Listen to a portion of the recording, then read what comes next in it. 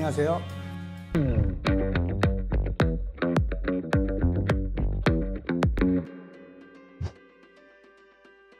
우리 심리학과는 연세대학교에서 문과대학에 있는데요. 태생부터 가령 우리나라에서 이제 처음에 그 심리학이 생겨난 그 사립대학들은 문과대학이 많이 있습니다. 그래서 연세대학교뿐만 아니라 고려대학교라든가 그 중앙대학교라든가 이런 데는 이제 문과에 속해 있고, 예전에 국립대, 서울대 이제 예전에 경성지대 아니었습니까? 근데 이제 그 당시에 는 이제 문과 이과가 합쳐진 물리대학, 영어로는 College of Art and Science. 지금 미국에도 대부분의 그 사립대학은 심리학과가 이런 Art and Science, 물리대학에 있어요. 그 물리대학으로 있다가 그 서울대학교에서 이제 그 사회과학대학이 생기면서 이제 사회과학대학으로 심리학과가 가면서 국내에 있는 대부분의 그 국립대학들, 지방 국립대학들 다 이제 사회과학대학에 이제 속해져 있는데, 심리학은 수십 가지 영역, 미국 심리학회 같은 경우에는 54개의 영역이 이게 분과가 있는데, 가령 인지심리학, 사회심리학, 성격심리학, 교육심리학, 혹은 생물심리학, 임상심리학, 공학심리학, 되게 여러 가지가 있거든요. 그러니까 생물심리학이나 이런 것들은 사실 이과 쪽이에요. 근데 임상심리학이나 이런 건 약간 의학 쪽입니다. 공학심리학은 공학 쪽이에요. 그리고 인문학적인 어떤 질문을 또 갖고 있죠. 이게 어떻게 보면 문과, 이과, 공학, 의학 다 이제 포괄하는, 결국 인간에게 다 이게 관련이 다 있지 않습니까? 그래서 이제 복합 학문 영역이라고 할 수 있는데, 계속 다른 그 학문 영역들하고 같이 이렇게 연계해서 계속 발전하는 것, 그것이 중요한 것이 아닌가 이런 생각을 합니다. 네.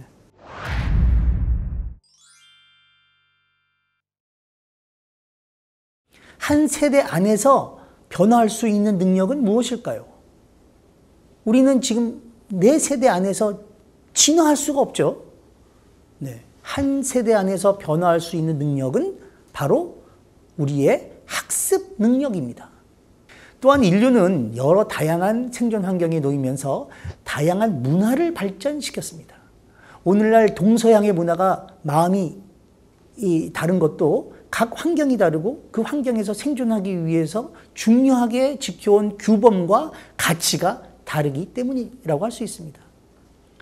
가령 농업이나 어업을 통해서 먹을 것을 얻어온 동양에서는 협동하는 것, 이런 것이 생존에 중요했고, 따라서 집단주의적인 문화가 발달했을 수 있습니다. 반면에 목축업을 주로 했던 서양 문화는 개인주의적 문화가 발달했습니다. 집단주의적 문화가 강조되어 온 우리 문화에서는 그래서 다른 사람들이 나를 어떻게 생각하는지에 무척 신경을 쓰고, 어떤 사람을 평가할 때에도 자꾸 그 사람만 보는 것이 아니라 그 사람의 배경을 같이 자꾸만 생각하게 되는 것이죠. 아무튼 우리 인류는 환경의 변화에 끊임없이 적응하며 오늘날까지 생존해 왔습니다. 그렇다면 오늘날 현대 인류에게 가장 큰 환경의 변화는 무엇일까요? 그리고 그 변화에 적응하기 위해 우리의 마음은 어떻게 작동하고 있을까요? 인류학자, 역사학자들이 그동안 인류가 겪은 여러 변화들을 이야기해 왔지만, 저는 인류가 경험한 가장 큰 변화는 바로 지금 우리가 살고 있는 이 시대에서 일어나고 있다는 그런 생각을 합니다. 생각을 한번 해보겠습니다. 만일 이런 가정을 해보겠습니다. 만일 100년마다 한 번씩 지구에 와서 지구의 생명체를 조사하는 외계인, ET가 있다라고 한번 가정을 해보겠습니다. 여러분들 ET 영화를 보신 분도 있겠지만, 우리가 그런 ET가 만약에 있다면 100년마다 와서 100년마다 한 번씩 지구에 와서 지구의 생명체를 조사하는 그런 ET, 외계인이 있다면, 현재 인류가 과연 과거 수십만 년 동안 조사했던 그 호모 사피엔스가 맞는지 깜짝 놀랄 것이라고 저는 생각합니다. 그 이유는 인류가 그동안 모든 대륙에서 평균 한 40세 정도의 수명을 넘지 못했는데, 갑자기 100년 만에 와보니까 이제는 그 2배를 훨씬 넘게 살고 있기 때문이겠죠.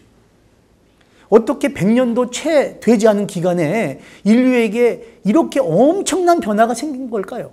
어떻게 우리는 이렇게 오래 살게 되었죠? 그렇습니다. 바로 과학기술의 발달 때문이죠. 어릴 때부터 예방접종을 통해서 현 인류는 선천적인 것에 더해서 획득된 면역체계를 가지고 있고 또 각종 치료제와 의료기술의 발전은 우리의 수명을 연장시켜 놓았습니다. 또 최근 유전자 가위, 그런 유전자 가위 기술의 개발 등은 인간의 생명과 관련된 과학기술, 이런 거 역시 과거 호모사피엔스와는 다른 그야말로 새로운 인류의 탄생의 서막을 알리고 있는 듯합니다. 우리는 더 이상 과거의 인류가 아닙니다. 우리의 피 속에는 과거 호모사피엔스에게 없었던 다양한 항체가 준비되어 있고 이미 100년 전 우리 조상과는 생물학적으로도 다른 몸을 갖고 있다고 할 수 있습니다. 우리 인간의 수명이 늘어난 것과 인간의 마음이 도대체 무슨 관련이 있을까? 여러분들도 한번 생각해 보시기 바랍니다. 통계청은 많은 분들이 아시겠지만 2020년 대한민국 총 출생아 수가 27만 명을 조금 넘는 것으로 1970년 통계 작성 이래 최저를 기록했다. 이런 뉴스 들어보셨겠죠? 네, 합계 출산율, 여성 한 명이 평생 낳을 것으로 예상되는 그런 평균 출생아 수도 2020년에 이미 0.84명. 즉 2018년 1명 미만으로 떨어진 이후에 계속 급격한 하락을 하고 있는 것으로 발표했습니다. 이는 세계 최저이고 또 역대 최저이죠. 또 사망자 수가 출생아 수보다 커서 자연 인구 감소가 시작되었다고도 합니다. 정부도 이런 문제의 심각성을 인식해서 다양한 출산 장려 대책을 내놓고는 있지만 아시겠지만 지금 백약이 무효한 상태입니다.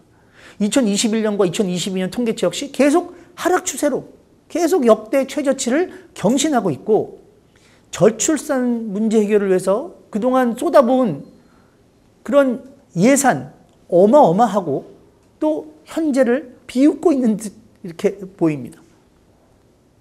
왜 이렇게 어려울까요? 한편으로는 젊은 세대에게 결혼과 출산을 하지 않는 그런 이유를 물어보면 결혼하기 힘들고 아기 낳아 키우기 힘든 그런 환경들을 이야기합니다. 물론 맞는 이야기이기도 하고 그렇지만 진짜 이유는 저는 훨씬 더 깊은 곳에 숨어 있다라는 생각을 합니다. 집 마련하기 힘들고 아이들을 키우기 힘들어서 결혼 안 하고 아이를 낳지 않는다면 과거 보릿고개를 겪으며 고생했던 우리 조상이나 혹은 한국 전쟁을 겪으면서 방 한 칸 마련하기 힘들고 하루 벌어 하루 먹기 살기 급급했던 불과 몇십 년 전에는 지금보다 출생률이 더 낮아야 하는 게 맞는 거죠. 제가 지금 여러분들에게 나 때는 말이야 이렇게 그런 말로 젊은 층에게 지금 훈수를 두려는 얘기는 아닙니다. 우리는 자신이 알지 못하는 행동의 원인에 대해서 그럴듯한 이유를 만들어내는 재능을 갖고 있습니다. 이성적이고 논리적인 포장지로 우리 마음과 행동을 움직이는 본능적이고 생물학적인 그 기저 원인을 감추고 있는 것입니다. 진화적 관점에서 보자면 인간뿐만 아니라 모든 생명체가 살아가는 목적은 생존과 번식입니다.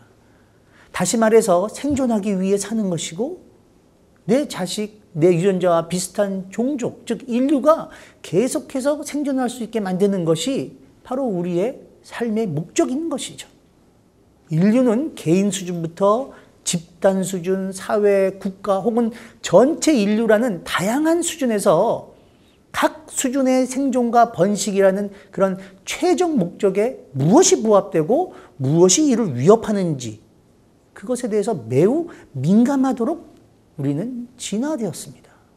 개인적인 이유로 혹은 경제적인 이유로 결혼이 하기 싫다거나 아이를 낳지 않겠다고 판단할 수는 있지만 집단 전체로 봤을 때에는 지금의 저출산이 그렇게까지 큰 위협은 아니라는 그런 집단적 사고가 형성되었기 때문일 수 있습니다. 즉 집단의 생존을 위한 전략 가운데 저출산이라는 그런 집단 마인드가 생길 수 있다는 이야기입니다.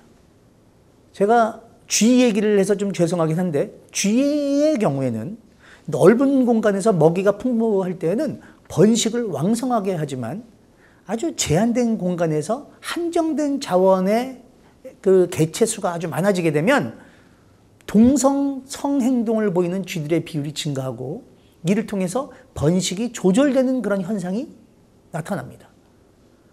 제한된 공간과 먹이라는 그런 환경에서 계속돼서 번식을 하게 되면 종족 전체를 파멸로 이끌 수도 있기 때문에 그렇습니다.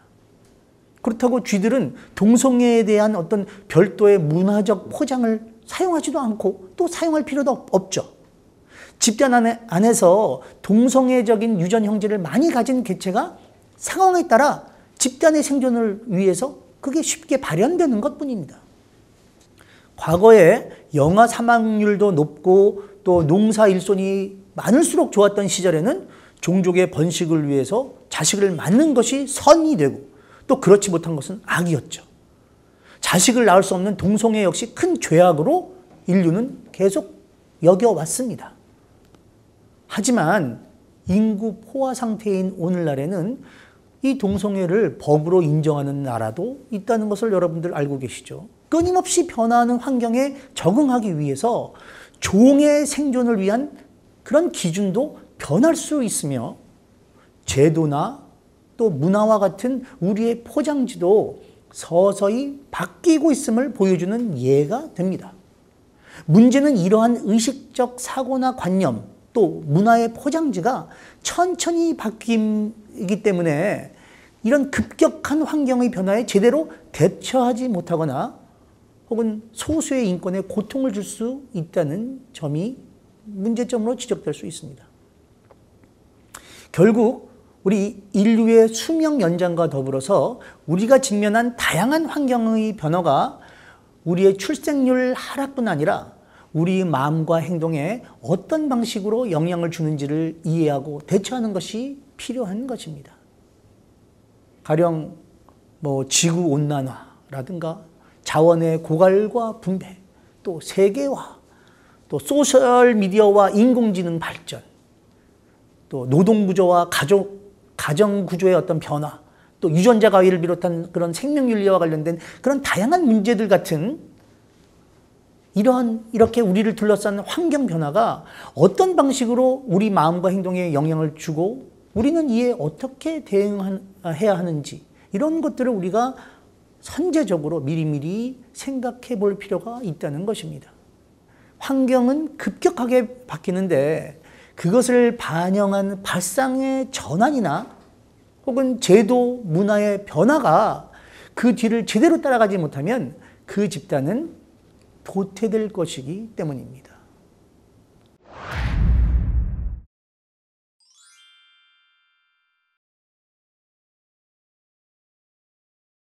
이번 시간은 인간은 선한가? 심리학이 만들어진 해다, 원년이다 이렇게 생각하고 있습니다.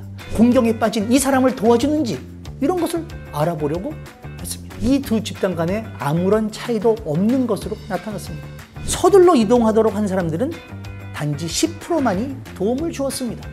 약 40%만이 어떤 식으로든 도움을 주었고 이타적 행동을 많이 할 것이라는 그런 기대도 그런 것들을 우리는 내적 귀인 오류라고 그렇게 부릅니다. 욕심을 부리지 않고 정직하게 행동하는 것 이런 것 역시 우리는 선한 것으로 보통 생각합니다.